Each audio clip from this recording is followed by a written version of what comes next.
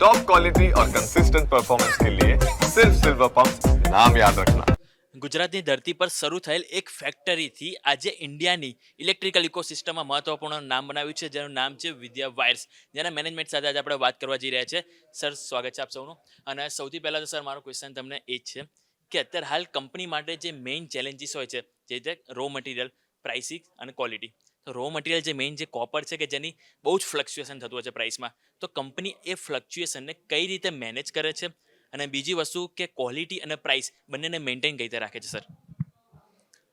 વિદ્યા wires 44 years old company છે અને એના હિસાબથી અમારું જે એસોસિએશન છે અમારા કોપરના સપ્લાયર અને કસ્ટમર્સ જોડે એ બહુ લોંગ ટર્મ છે.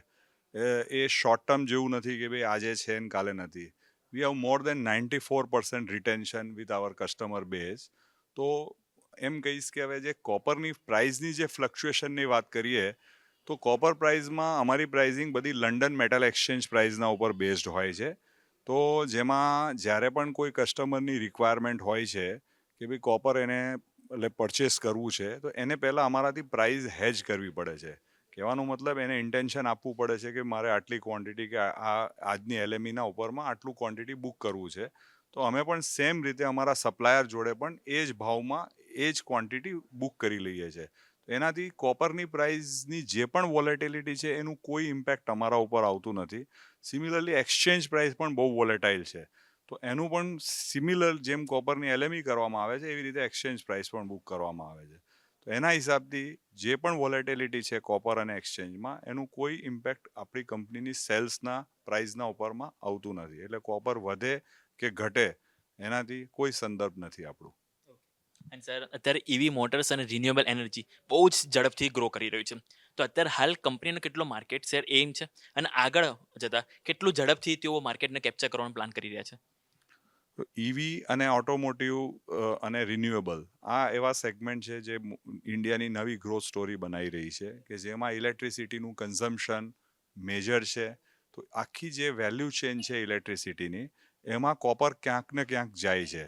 કરન્ટલી અમે ધીરે ધીરે ગ્રો કરતાં કરતાં આજના દિવસમાં already 10% of our market share આ ન્યૂ સેગમેન્ટ્સથી આવી રહ્યું છે. અને future going with our new capacity expansion we believe કે ભાઈ એનું ગ્રોથ વધારે આવશે, કેમ કે રિન્યુએબલ, ઓટોમોટિવ, ઈવી એ આમ બહુ નેસન્ટ સ્ટેજમાં છે. હજી એમાં આપણે ઘણું ગ્રોથ જોવાનું બાકી છે. તો આઈ બિલીવ કે આપણી કંપનીનું પણ મેજર જે ગ્રોથ છે એ ઈવી એઝ વેલ એઝ રિન્યુએબલમાંથી આવવાની પૂરી એક્સપેક્ટેશન્સ છે.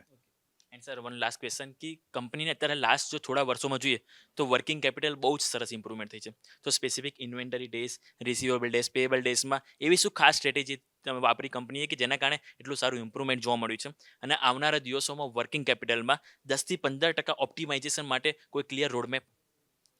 સો કંપનીના પાસે મોર દેન 12 પ્રોડક્ટ કેટેગરી છે ઓલરેડી અને we are adding 6 more product category. તો કંપની કોઈ પણ ટાઈમમાં એવી રીતે બહુ હાર્ડ પ્રેસ નથી હોતી કે ભાઈ આપણે આવી રીતે સેલ કરવું જ છે. તો બહુ વેલ ડિસ્ટ્રીબ્યુટેડ માર્કેટ છે, વેલ કસ્ટમર બેઝ છે. ઇન્ડિયન આખી ટેરિટરીમાં આપણે સપ્લાય કરીએ છીએ. એના સિવાય ઇન્ડિયાની આપણે 18 કન્ટ્રીમાં એક્સપોર્ટ પણ કરીએ છીએ.